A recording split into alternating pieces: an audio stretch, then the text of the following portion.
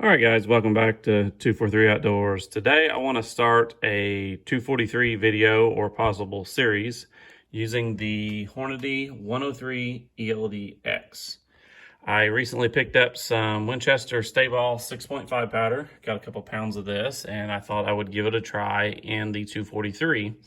A few videos back, we looked at the 90 grain ELD-X, and I did not have real good luck with that bullet. So I had a neighbor a few miles down the road contact me that he was trying to shoot these 103 grains in a, I believe, 6mm Remington rifle, and they were just keyholing and tumbling, and that was due to a slow twist rate. So he told me I could have these or buy them or whatever, so I traded him a box of the 90 grain ELDs, and then I took these. So have not shot these. When I first started shooting 243, I was shooting the 105 grain AMAX. So this is right in that range. It shot very well. My current load is the 90 grain Game Changer, which I have one out. This bullet is pretty similar to it. The boat tails are about the same profile, same length. The bearing surface is pretty similar. The Hornady is just a little bit longer due to the weight. The bullet base to the ogive is about 100 thousandths longer on the Hornady round. So looking at the bullet, it has good potential. Looking at it, it's similar to that 90 grain Game Changer. The newest Hornady book does not include load data for StaBALL 6.5 with the 103. StaBALL 6.5 is in the book, but not for this round. However, I got some load data off of the Hodgdon site, and they have their start at 38.5 and their max of 42. And then the Hornady book for the 103 has an overall length of 2.630. So down here are the charges that I want to try today: 40.5, 41, 41.5, and we'll go up to 42, providing we don't have any pressure.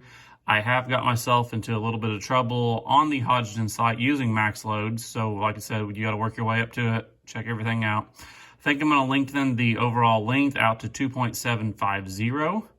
So that's what we're going to try today.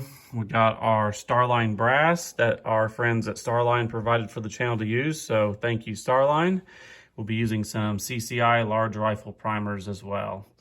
So I'm going to get all this put together and meet you guys out on the range. One other thing I'll note about my rifle is the Savage Model 12. This barrel is pretty much getting shot out. It still shoots decent. However, it's getting towards the end of its life. Trying to measure, off the lands, there's enough throat erosion in it, you can't hardly touch the lands anymore. These 90 grain Sierra Game Changers still shoot really good in it. So there's still some life in it, but it's at the end of its life. Still usable, but we may look into rebarreling it one of these days or something. But this is what we got today, so I'm gonna get this put together. Okay, got all the rounds loaded, and I made one little change to the overall length. I went with 2.775, and the CBTO equals 2.215. Decided that longer bullet, and we had plenty of room, we'd go ahead and just stretch it out just a little bit more. The powder measured just excellent, being a ball powder, so no trickling required. So that's one of the advantages of StaBALL 6.5. And the case fill is probably just running just below the shoulder there. So, 3/4 or so full, maybe a little more, depending on the charge, but still plenty of room, not a compressed load at all.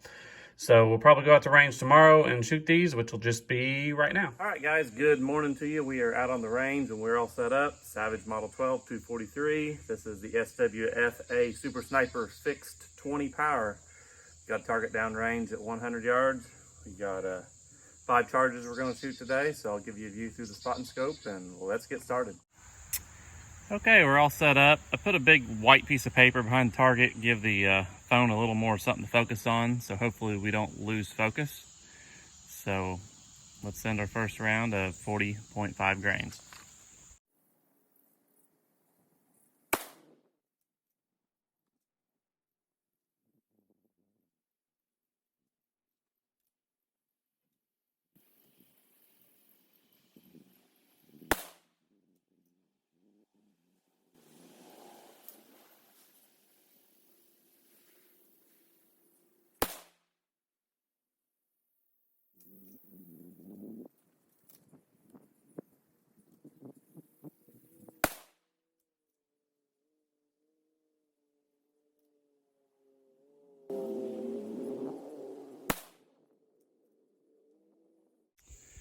Okay, next will be 41 grains, bottom left target.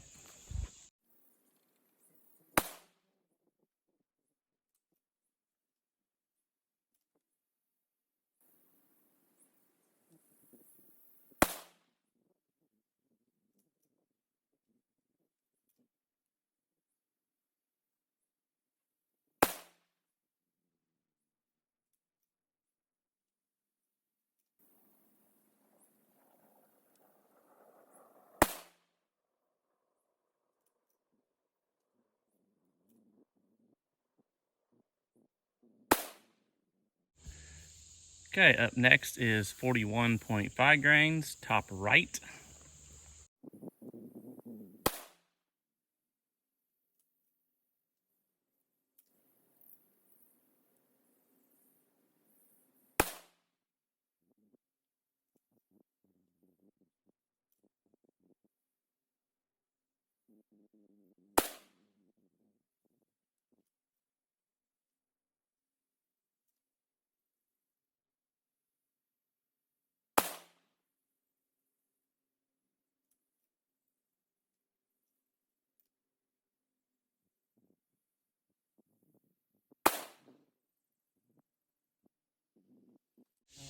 Okay, next will be our last group of 42 grains, and that will be the bottom right.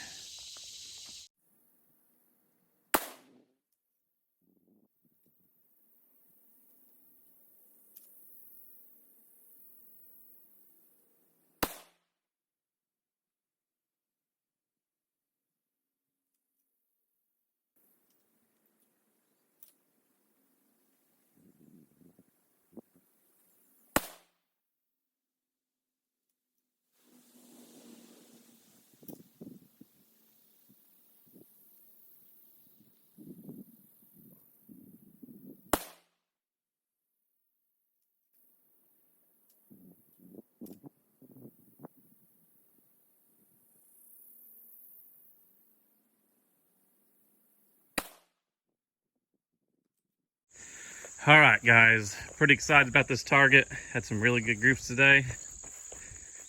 Last group was fantastic, I think, but they are all really good. So we'll get this hooked down and get everything measured out, and I'll see you back here in a minute. All right, guys, got everything brought back inside and sorted out and measured, and that was what we were using today. And first thing, I will show you our brass, and we had no signs of pressure today. That's our low charge, and we'll work our way up. I wouldn't be afraid to go up another half to 1 grain, and in a future video, I probably will do that. So we got all our targets measured out and the shots numbered. And today I was using the Pro Chrono, and I had it in the sun a little bit, so I moved our basketball goal and used the backboard as a shade. And our first group, 40.5, the first shot had no reading, and the numbers were kind of wonky a little bit. We had a 29.17 and a 27.37, but I realized the back corner of the chronograph was in the sun and the front was in the shade. So I done an adjustment on the rest of them, and I like those numbers. They're more realistic, closer together anyway. So the bottom is the averages of 41, 41.5, and 42. So 27.85, 28.27, and 28.99 was our average velocities. So about every 5 shots, I had to adjust that backboard over 2 or 3 inches just for how much the sun moves, but it worked. So I know that for the future, so that might work. So got everything measured out, and our first group of 40.5 was a 0.888. And I went through and reviewed the video, and those are the shots in order, 1, 2, 3, 4, and 5. So I love days where everything shoots sub MOA, and today was one of those days. Our second group, I think, was our best group, 41 grains, 0.753, 27.85 average, 23 on the standard deviation, 1, 2, 3, 4, and 5. So not too bad. We'll jump up to 41.5. We had a 0.853. And our first, second, and third shots, 3-shot group was very good. We had a 28.27 average with a 17 on the standard deviation. And then we dropped down to 42 grains. And once again, our first, actually 4 shots were very tight. And the 5-shot group was 0.783. We had a 28.99 average with a 22 on the standard deviation. So excellent results today. I love range days like this. The rifle set in the Caldwell rest very well. The Savage Model 12 has a more flat bottom on it, so it's a lot more stable, and we have that 20 power scope, and all the shots felt really good today. I tried to take my time, use some trigger discipline, and it done good. I shot all the shots back to back with probably 2 to 3 minutes between groups. I was seeing a little bit of mirage in the scope on the last, so there could be a little heat there. Barrel heating up. I do want to reshoot that 42, I think, and the next video we may go up to 42.5 and maybe even 43. So that's something I want to explore. So the overall length, like I said, I changed to 2.775, and I think that was a good call. So like I said, this rifle still shoots. Barrel's got a lot of age on it, but I'm happy with this. So that's going to wrap up today's range session. I want to thank everybody for watching. Also thank Starline today for providing the brass that we used. It's good stuff. I really like it. So that's all. Thanks for watching, and we'll catch you later.